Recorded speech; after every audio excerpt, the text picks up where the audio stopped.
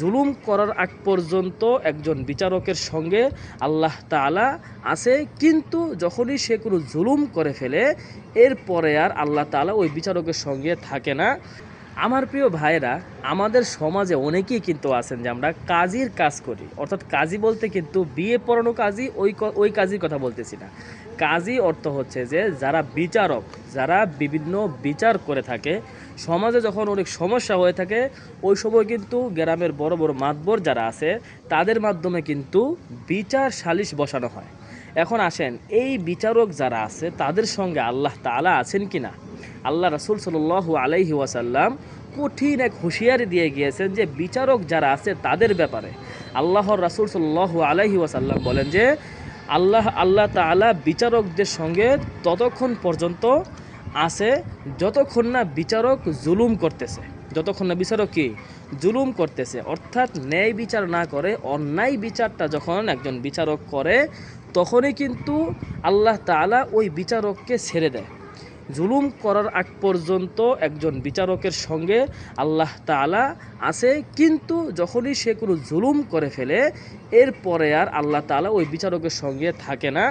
তখন থাকে না অর্থ ওই আল্লাহ তাআলার রহমত ওই বিচারকের উপরে কিন্তু থাকে না, আল্লাহ তাআলা তাকে আপন অবস্থাতেই ছেড়ে দেয়। আল্লাহ রাসূল সাল্লাল্লাহু আলাইহি ওয়াসাল্লাম অন্য এক হাদিসে ইরশাদ করেন যে, ও আমার সাহাবারা, আমি কি তোমাদেরকে এমন কিছু বিষয় জানিয়ে দেব, এমন একটা আমলের কথা জানিয়ে দিব যে আমলটি বহু নামাজ এবং বহু দান সদকা হতে উত্তম। তখন সাহাবারা উত্তরে বললেন যে, ইয়া রাসূলুল্লাহ, নিশ্চয়ই আপনি আমাদেরকে এই বিষয়টা জানিয়ে দেন। তখন আল্লাহ রাসূল সাল্লাল্লাহু আলাইহি ওয়াসাল্লাম বললেন যে, একে অপরের প্রতি তোমাদের পরস্পর করিয়ে দেওয়াটাই হচ্ছে বহু নামাজ এবং বহু দান সদকা হইতে উত্তম। সুবহানাল্লাহ।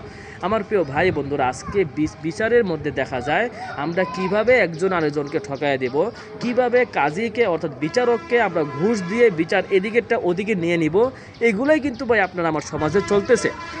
আমি কিন্তু একজন কাজীকে আল্লাহ তাআলা রহমত থেকে বঞ্চিত করতেছি, এবং কাজীরাও কিন্তু অর্থাৎ কাজী বলতে কি যারা বিচারক আছে তারা কিন্তু শেষে বাধ্য হয়ে টাকা লোভে পড়ে কিন্তু তারা বিচারটা এইভাবে না করে ওইভাবে কিন্তু করে ফেলে, অর্থাৎ অন্যায় জুলুম করে ফেলে।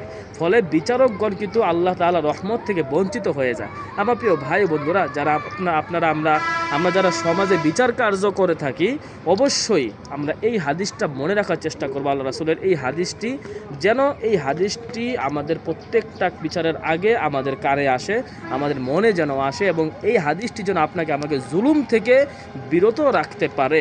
আমরা সেই প্রচেষ্টা থাকবো ইনশাআল্লাহ। ভিডিওটি শেয়ার করে সর্বোচ্চ সবার কাছে পৌঁছে দিব যেন সকলেই জানতে পারে। ভালো থাকবেন সকলেই। আসসালামু আলাইকুম ওয়া রাহমাতুল্লাহ।